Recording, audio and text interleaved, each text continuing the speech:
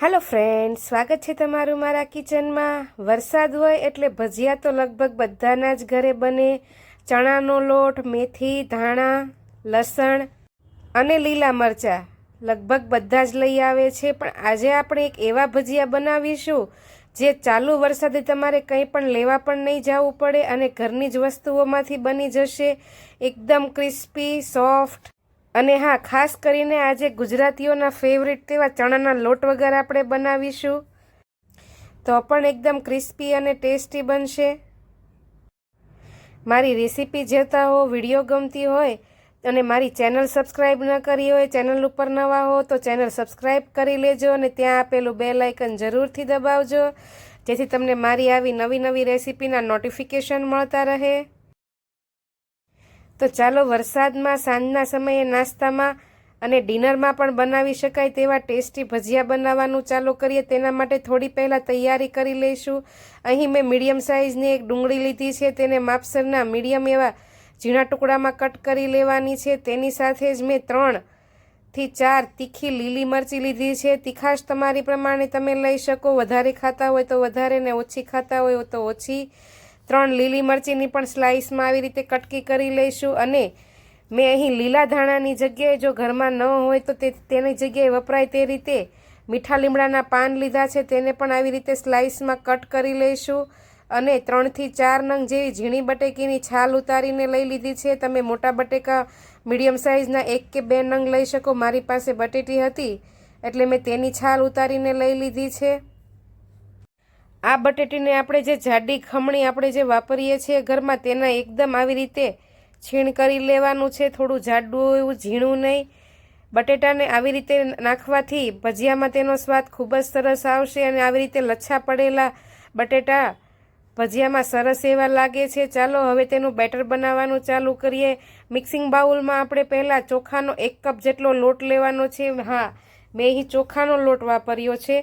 चोखाना लोटमां आपणे कट करीने राखेला मीठा લીમડાના પાન, ઝીણી સમારેલી ડુંગળી, ઝીણી સમારેલી લીલી મરચી અને ખમણીને રાખેલા બટેકાને પહેલાં એડ કરી દેવાના છે।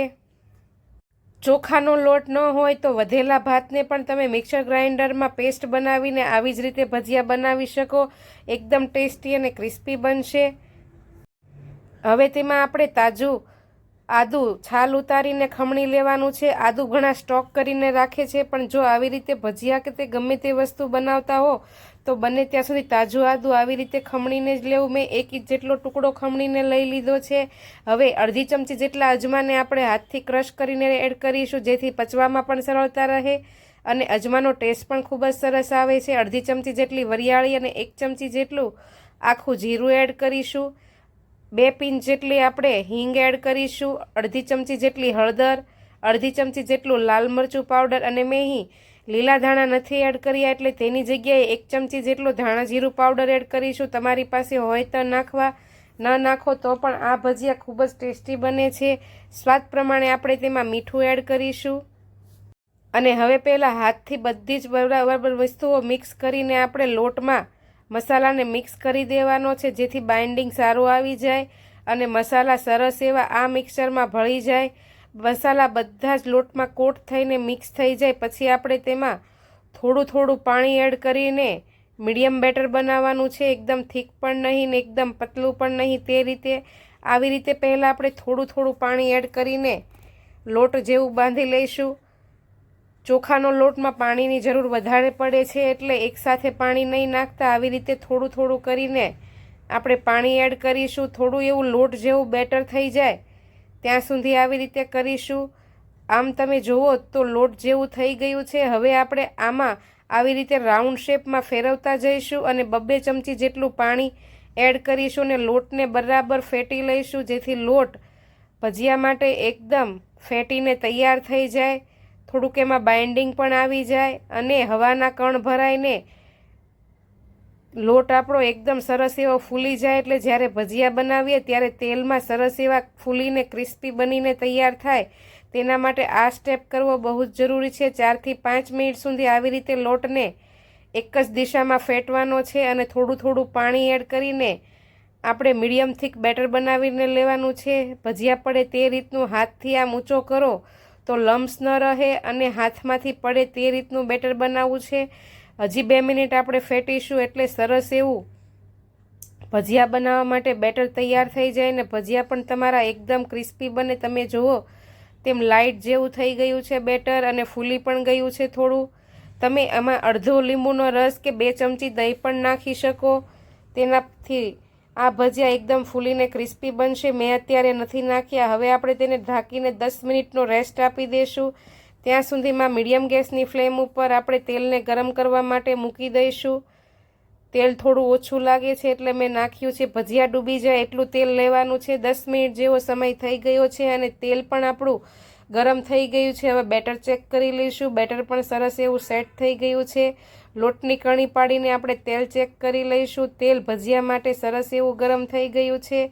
આવું તેલ થઈ જાય પછી જ તેમાં આપણે મીડિયમ ટુ હાઈ ગેસની ફ્લેમ ઉપર આવી રીતે ભજીયા પાડીશું.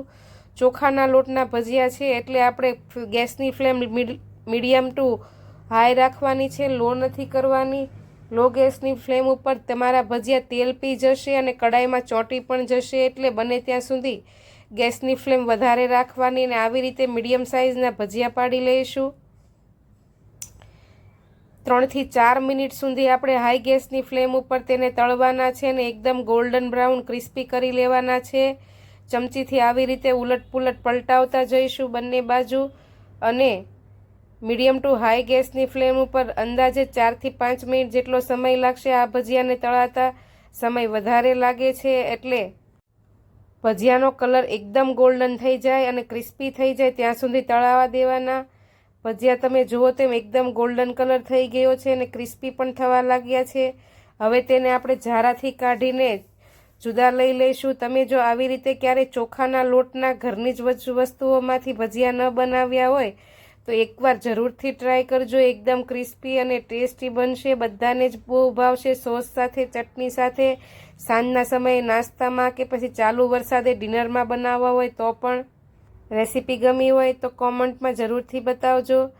તો ચાલો કાલે ફરી મળીશું નવી રેસીપી સાથે. આવજો. જય શ્રી કૃષ્ણ.